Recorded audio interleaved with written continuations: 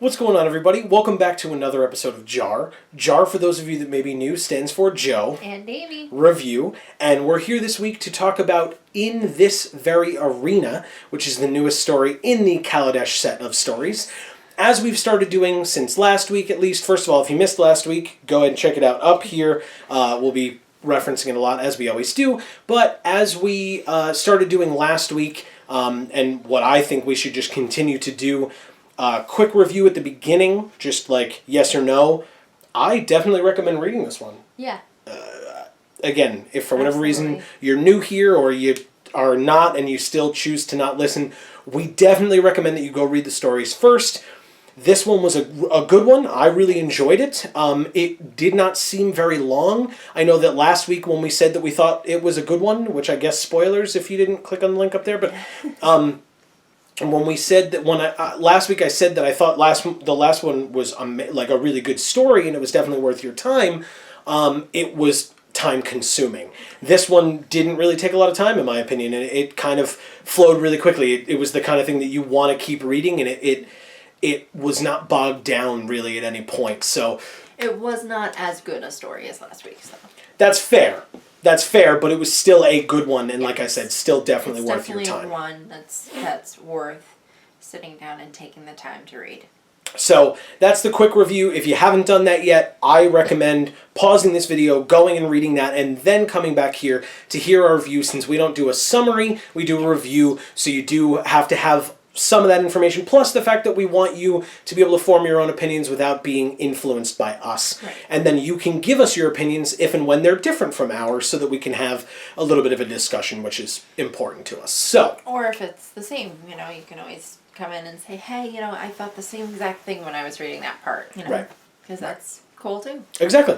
So, whatever kind of feedback you want to leave, that's what the comments down below are for. Facebook, Twitter, those links are in the description. So, for those of you that are either back from having read it or are just have read it already and are just going to watch it the whole way through, here we are. In this very arena, I knew I was missing a word there. In this very arena, we start on Ravnica, which was interesting. It makes sense, right?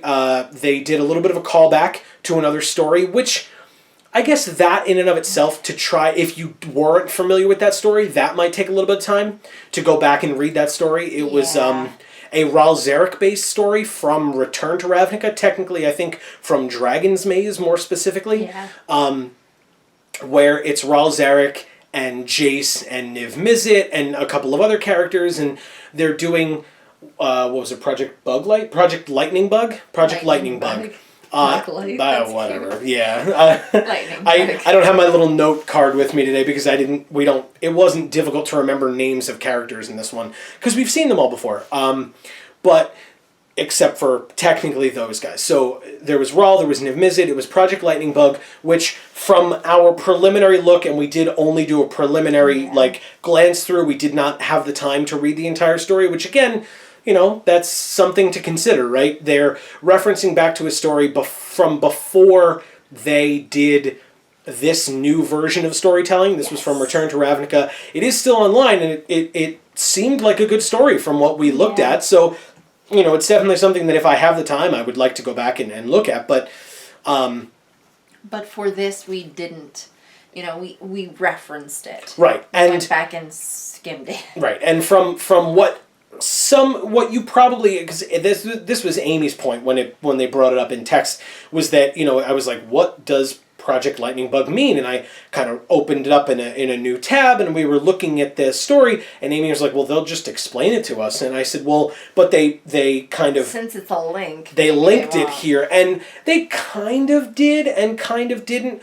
In this story, they talked about, Ral Zarek mentioned that somebody planeswalked, and it was it was anomalous in some way. And so at first you were like, well, who planeswalked? Was it when Chandra and Liliana planeswalked away? Was it when Dovin and Nissa planeswalked away? Because they all planeswalked from Ravnica, so was it them? Did they give a specific time frame? Not really. They just were like, oh, well, someone recently planeswalked. Right. If they mentioned a specific time, maybe it was like a word or two and we might have missed it, which feel free to let us know. But no, it wasn't something that stood out where it was like yesterday or a week ago or whatever.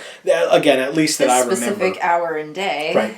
But Raul mentioned that someone planeswalked away and it was anomalous, and that he was looking for, I guess, help from Jace, and he even said at one point, look at the clouds, Guild Pack, don't make me do all the work for you. And Jace was like, oh, Project Lightning Bug, which, again, that was what referenced back to it, and so we went and looked, and it looks like Raul Zarek and a lot of the Izzet mages on Ravnica are attempting to study planeswalking, but also seemingly attempt to harness planeswalking, which...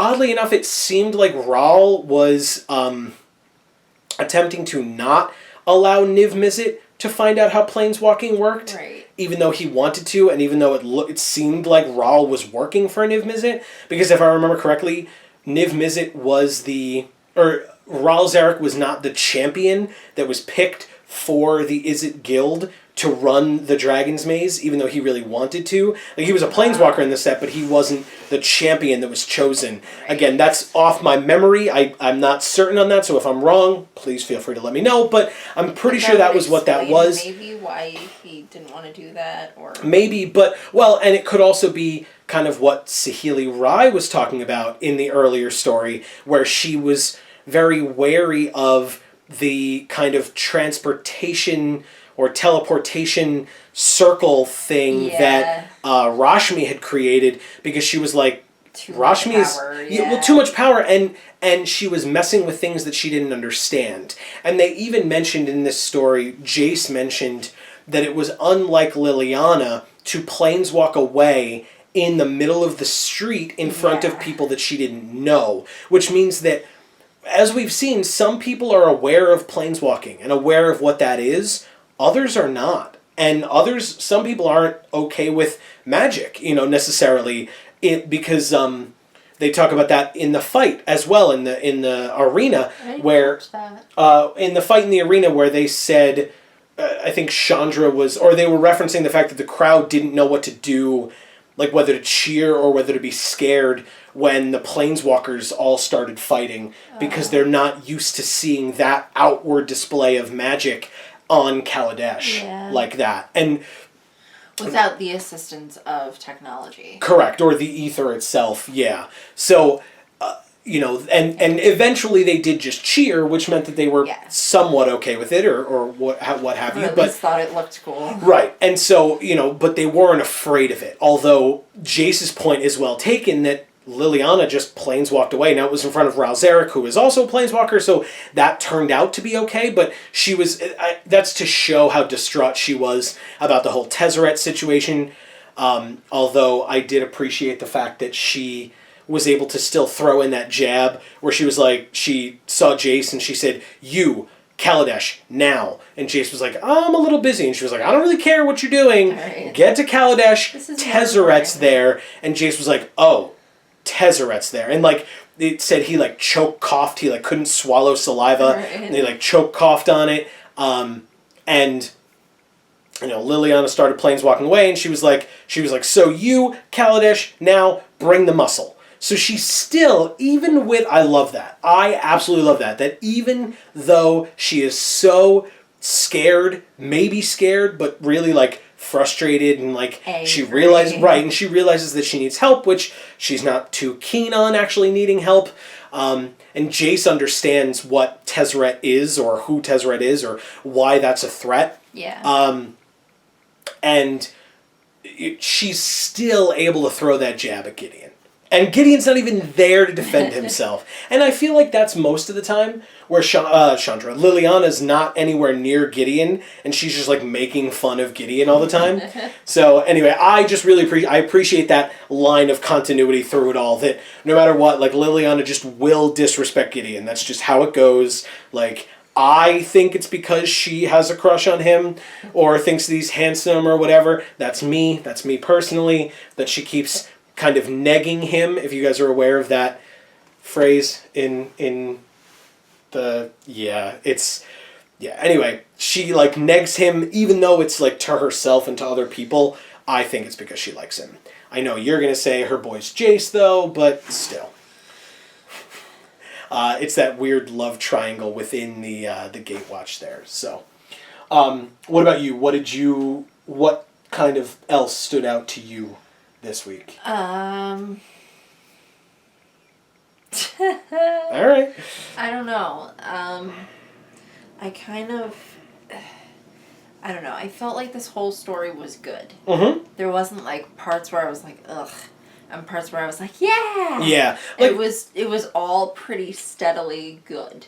That's why which I said is unusual. Well, that's why I said in the beginning I didn't feel like there were any moments where it was bogged down. You Right. know, there wasn't, and it jumped around a lot more than usual for Kaladesh. I feel like on either Oath of the Gatewatch or Zendikar or Innistrad, it kind of, there were certain ones that jumped around a lot in terms of perspectives and like time and things like that. This one jumped frequently, but it's really the first time I think that we've seen that in Kaladesh. on Kaladesh, in the stories on Kaladesh at all. And I think it worked. I think it worked relatively well. I think it flowed nicely. It was, I like to talk about timeline and whether, I mean, you mentioned it, referenced it earlier in terms of planes walking away, which, by the way, it was Vraska, which was a very odd mention of Vraska.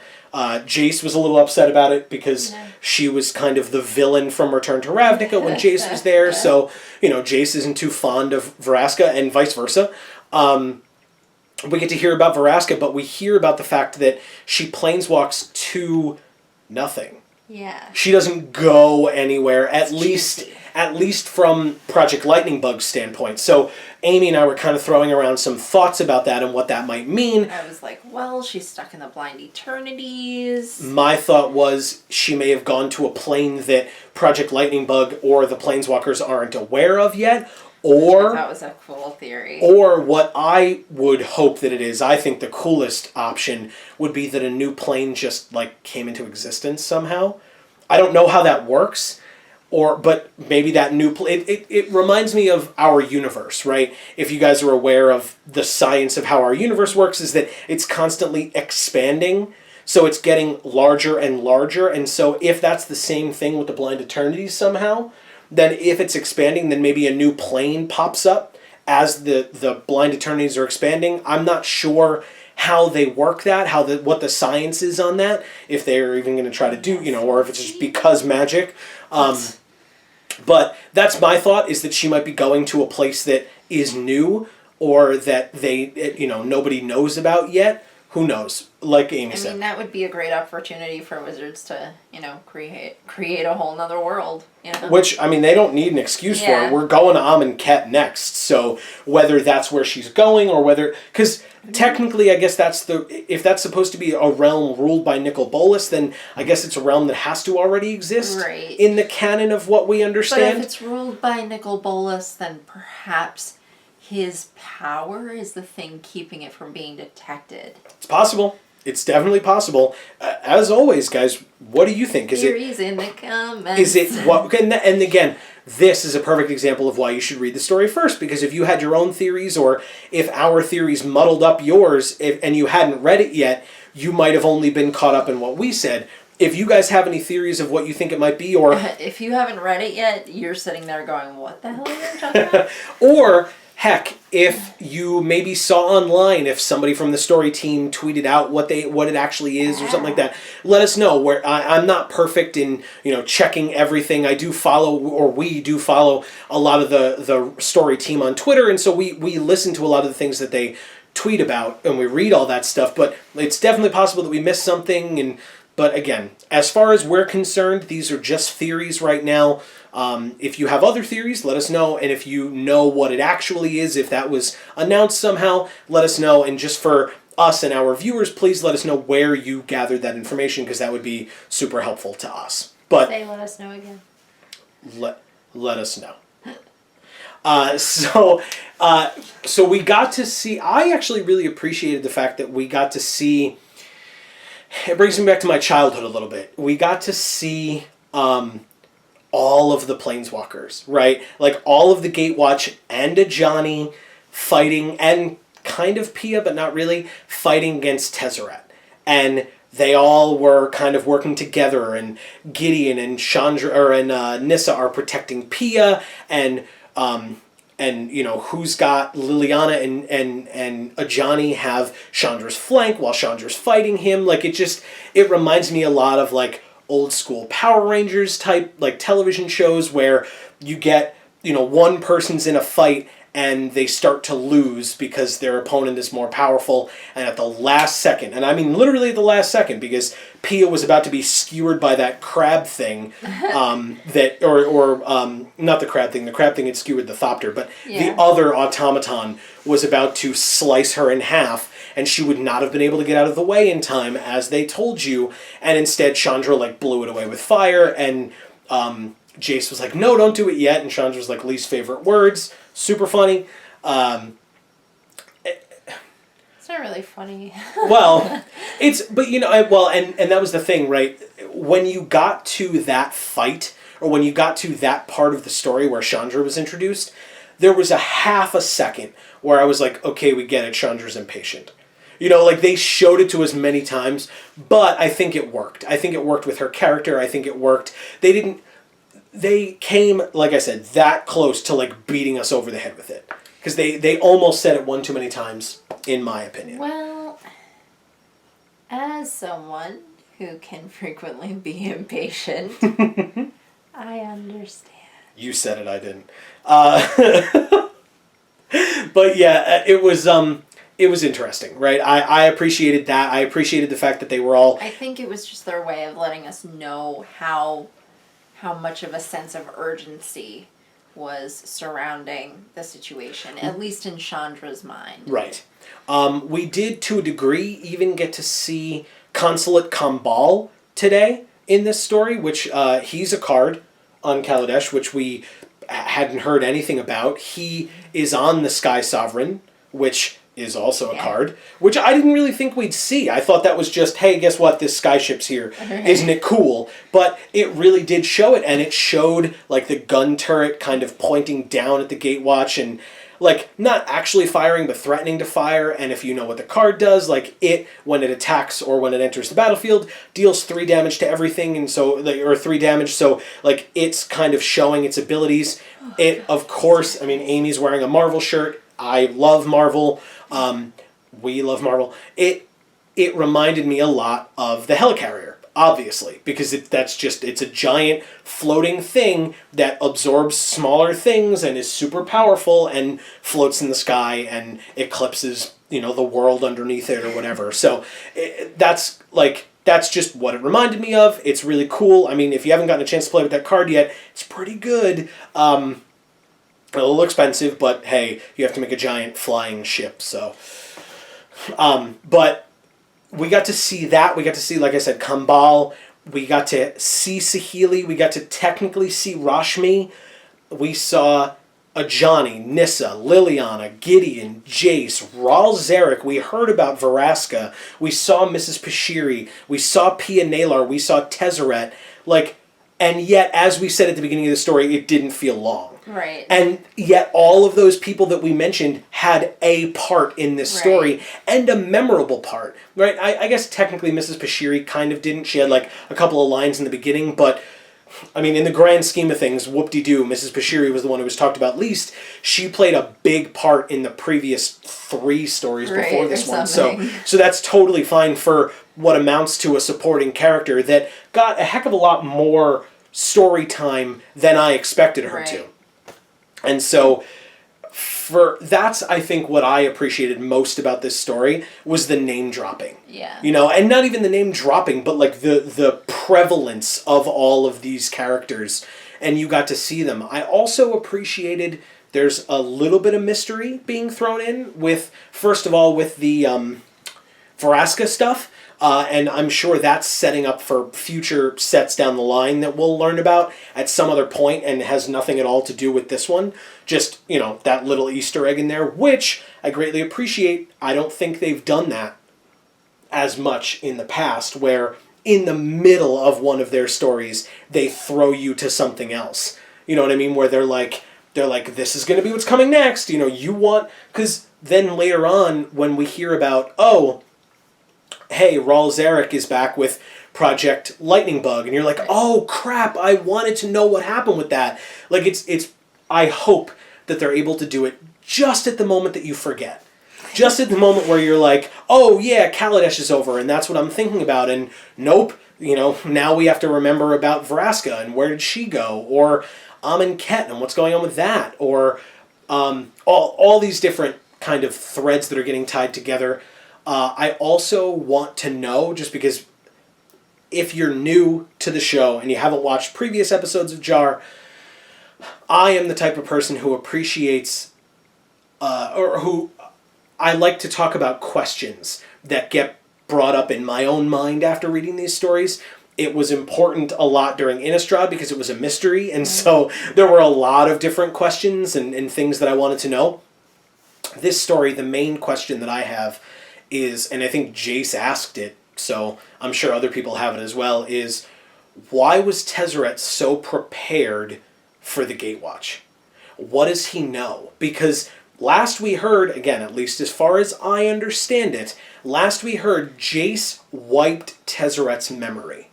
Yeah. And so if that's the case, and Nicol Bolas picked up Tezzeret again, and kind of brought him back, but if that's the case, did Nicol Bolas restore Tezzeret's mind? Does Tezzeret remember Jace? I don't know how that works, and I don't know if we're supposed to know that. So again, if you guys know, down below. Nicol Bolas was keeping tabs on the Gatewatch and just informed him of all of this new information. Maybe. Maybe. Hey, keep your eyes open for these douchebags. Right, but and when they come, kill them all. Well, and would have to again know at least Jace's powers, although Jace's point was, hey, he was prepared for me, it looks like he was prepared for all of us. And considering the fact that he fought the entire Gatewatch and Ajani and was able to get away, and Chandra, of all people, was just grateful when he left, as opposed to actually wanting to pursue him. Yeah, that's pretty insane. That says something to me, and that's a good thing. Again, I've said this many times, if you're not new to the show, following the Eldrazi, they needed some threat that was in some way equivalent to giant sky-filling titans that could consume an entire plane and alter your physical body and your mind all at the same time and ruin you in that way. Tezzeret is just strong and scary. And so we get to see that. Where that goes next is interesting to me. We clearly saw Fateful Showdown in this story, which is the 4th story spotlight. In my opinion, we saw Confiscation Coup, which is the 5th in this story, although the picture wasn't shown, which in my mind... Confiscation, but we haven't yet seen the coup. Well, but the card shows the inventions being taken, and the flavor text talks about the inventions being taken, and at the end of this story, the inventions are already gone, right, as are the main inventors, Rashmi included, because surprisingly, even though she was pretty prominently featured in one story, I was a little surprised by the fact that Rashmi won the Inventors Fair. Yeah. We found that out in this story in one sentence. Yeah. And it was just like, to Pia Nalar, which, it doesn't matter to her, but she's like, oh, in the distance I hear that they're announcing that Rashmi won. Who cares? But now, at the end of the story, once again, with, the 50 million characters that they brought up in this story, which is a good thing, that's not a complaint, we have the entire Gatewatch, plus Ajani, meeting up with Saheeli Rai, because Saheeli Rai is now asking for help in getting Rashmi back from Tezzeret and the consulate and whatever, and so now we have to see where that goes. And I'm excited. Unfortunately, because we're so, the Confiscation Coup, again, has seemingly happened, which is the 5th and final story point, I don't know how many more of these are left, and they don't tell us. No. Sometimes at the end, maybe they'll be like, hey, stay tuned next week for the conclusion, but it's always up in the air, Yeah. You wait until day of, and then they tweet out, hey, it's the final story of Kaladesh. So I have no idea. I have no idea whether next week is the end or whether there are going to be 6 more weeks. I really have no idea. So we'll be back no matter what. I mean, Right. they release stories every week, and even if it kind of goes to another world or they do another Commander story or something like that, we'll be back no matter what next week. Anything else for you on this story? It was great. I mean, I hope you guys agreed that it was great. I loved it. Again, we saw the confiscation. We'll see the coup hopefully next week. Or maybe they'll draw it out to 2 weeks, which is what I'm hoping for, but I don't think it's going to be any longer than that. I really don't know. And, I mean, hey, it's totally possible that they could do another story after the 5th story spotlight. I don't know. I don't see it happening. I don't know. It'll be very interesting to see. I'm not, I said this the last time, and then I think Eternal Masters came out right after I said it, but I'm not aware of any supplemental product coming out, and Aether Revolt doesn't come out until like January, so we've got a while. I mean, we've got like months. Now, maybe they'll take some time off for the holidays. I don't remember how that worked last year because we weren't doing this show last year. No. So if you guys remember, let us know. But otherwise, we will see. We will let you guys know what's going on. That's another good reason to follow us on Twitter so that we'll let you know if for whatever reason JAR isn't happening, or we will presumably just find a story because there are previous stories that we haven't reviewed yet, so maybe we'll go back and do those. If you guys want to see that, let us know. Yeah, leave that in the comments. That's something that I'd be totally interested in doing. If it's in addition to what we're currently doing, it might not work out because we're a little time crunched. But that's fine. If that's something you guys want to see and there are down weeks, especially like I said for the holidays or what have you, let us know. It's definitely something that we can do or we can try to do. Save it for a rainy day. Exactly. So let us know what you thought. I'll do a little bit of promotion for the channel, especially if you guys are new here or if you missed it. We were at New York Comic Con last weekend in New York. So there's a video on that. You guys can check that out. That'll be up here. We filmed ourselves around. Amy cosplayed as a Magic card, so you guys will probably appreciate that. I thought it looked awesome, so props to Amy. Guys. You should definitely check it out. We asked for your feedback in that video. If you gave it, thank you. Go give it a watch, show it to your friends, whatever the case may be. The other thing is, very recently, we filmed, and it's not up here, but we filmed a Kaladesh bundle battle. It was a fiancé bundle battle between the two of us. It's something that we do here. We do couples battles with formerly fat packs, now bundles. Right. I actually made a playlist recently of that, so I'll put that whole playlist up here, but that includes the Kaladesh one, if you've only missed that one. And in most of them, in the last two, I would say, we've done, or the last three, excuse me, we've done, it's a competition to see who gets the better cards. Right. And whoever loses gets some kind of a punishment in the last two.